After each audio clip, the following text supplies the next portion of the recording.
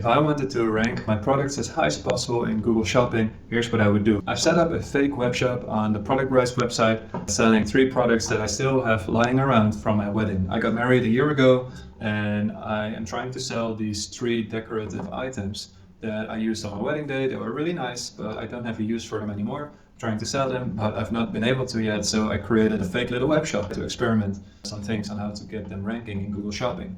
And so there are product pages, there's a buy button, there's a price, there's some data that Google needs in order to rank them. And I've put that all on the page, together with the disclaimer saying that these products are not actually for sale. I don't want to give people false hope. This is just for experimentation purposes. I want to show what I would do if I were, for example, an SEO specialist or an e-commerce manager. If I wanted to make sure my products would rank as high as possible in Google Shopping, here's what I would do. This champagne wall that we're looking at, I wanted to rank for this prime keyword. And actually, it's already ranking on Google Shopping. It's right there. It's available, it's a price, there's a delivery fee, which is all fictional. This doesn't really work. But hey, this experiment so far is working out quite well. I'm ranking number 1 in the product carousel, and the website page is also ranking number 1 as a traditional search result. So basically what it all starts with is a product feed. If you're into SEO and you have looked at organic shopping before, then you're probably aware of a product feed and how important it is for ranking your products. This product feed I created manually, and it's really simple. There's not much info in there except for the bare necessities that Google Merchant Center requires. Google Merchant Center, I've set up this account for my experiment, and it has the products that I'm trying to rank, and it uses this simple product feed. So basically you add your data sources in Merchant Center, and Google can start to crawl your products. It can get an understanding of what it is, how much it costs, is it available, and all those things, which Google checks. If it is good enough, then it will rank it for certain keywords, which is the goal, right? Now, what I want to know is how well are my products ranking for the keywords that I find most important.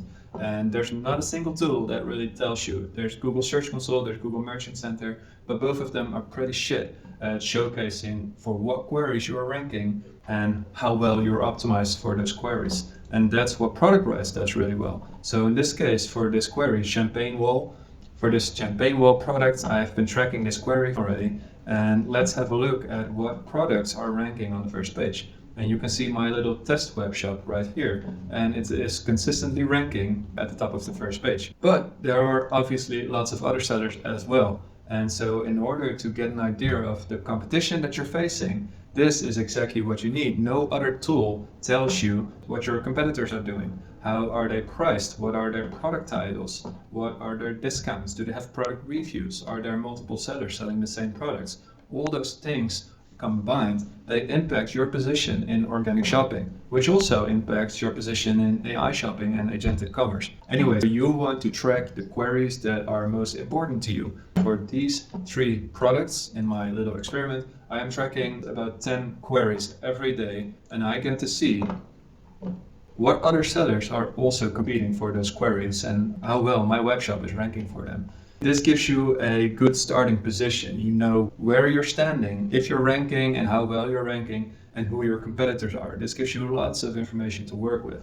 The second step is to start looking at your product feed. How well is it optimized? And that's what Product Rise does really well. We can audit your product feed and look at all the important stuff that Google cares about.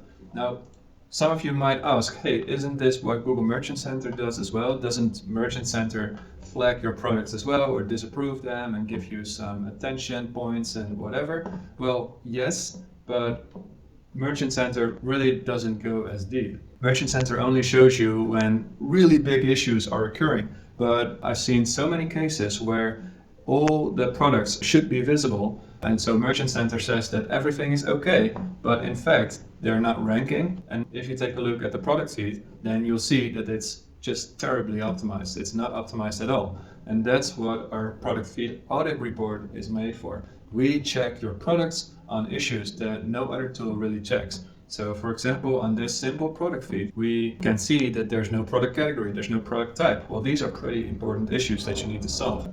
But there are many other things that the product feed audit highlights as well.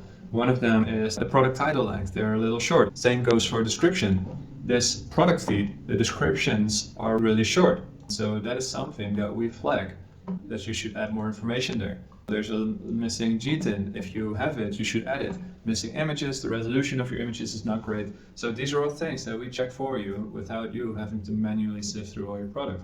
There's also things that we do check, and they're already good. We let you know as well. There are no duplicate titles, there's no duplicate descriptions. The prices on your website and your product feed, they match. There's correct structured data on the website indicating the products to Google. This product feed audit helps you narrow down on what's missing in your product feed. So basically at this point you have a good idea of the products that are already ranking in the search result. You know who your competitors are, what their product titles are, and how well you are ranking for the queries that you find important.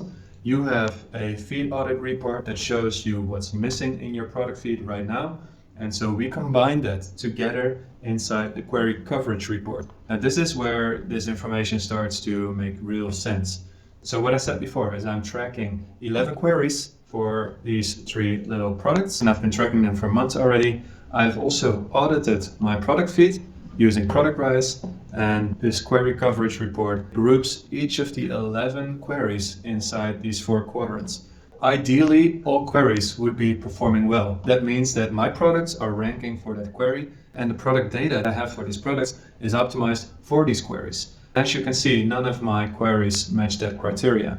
There is 10 queries where my products were found ranking, but they are not optimized for those queries. Let me showcase you one example. This one, the luxurious table skirt keyword, and this is in Dutch by the way, so you might have trouble reading this, but it's this product, and it is right here on my product feed. It's this one.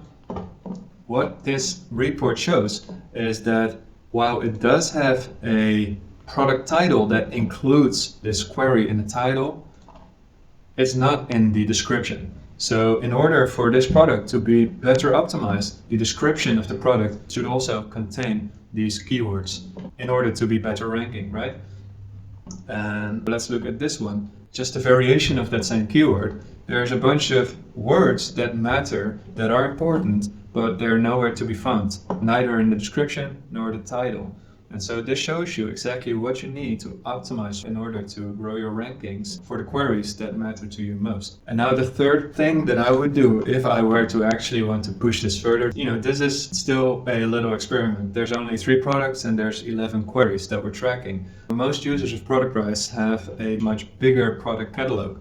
They track thousands of products and they want to track hundreds of queries. And that's easily manageable with these reports. You can see what queries you are not yet ranking for and how well your product feed is optimized for different query groups. So that shows you what are your strengths in your product feed and what are still the weak areas of your product feeds that you still need to address.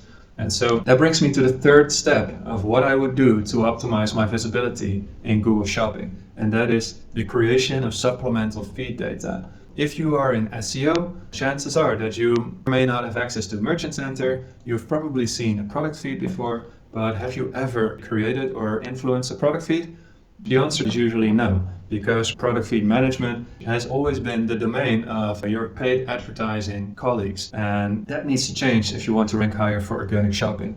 But product feed management is pretty complicated. It involves custom tools. It's either a Shopify app or tools like Chattable or Data Feed Watch. These are tools that have always been managed by the paid advertising team, and you don't really want to mess with that. Sometimes you don't even get access to it because it's really delicate. And in that case, you can respect that. You don't want to ruin their results, especially when there's hundreds and hundreds of dollars being spent on advertisements every day for these products. And so that's why Google Merchant Center has the option to create supplemental feeds so that you can optimize product data without having to impact the primary source of it. And this is a feature that has been available in Google Merchant Center for ages already, but very little SEO specialists know about this. It's the ideal solution to this problem. You don't want to mess with existing product feed data, but you still want to optimize your product data for organic search. And we can help you with that by creating supplemental feed data for you. What you can do with this feature is you can create supplemental data at scale using our AI models. So remember, we have search result data, we have competitor data, we know your product feeds, we have crawled your website, we've crawled your product pages, so we have all the information we need in order to create supplemental data that is better than the source data. So what you can do here is, let's say you select all your products and then you can generate supplemental feeds. If you want to create better product titles, let's just leave all these settings alone. I've got more videos on this specific process. I'm just going to skip through this. You can generate samples and see if you're happy with the output. And if you are, you can push it to run for your entire product catalog or your selected products. You can manage your prompt here. You can give it words to avoid, some phrases to include, your branding, your tone of voice. You can change all that in the additional instructions, run a sample, and if you're happy with it, run it for all products. ProductWise will create a supplemental feed that is hosted right away, and it includes all the attributes that you generated. This is better optimized than the original product feed that we've been working with. You can export this to a spreadsheet or copy paste this URL and add it as a supplemental data source. That's what Google will use to rank your products.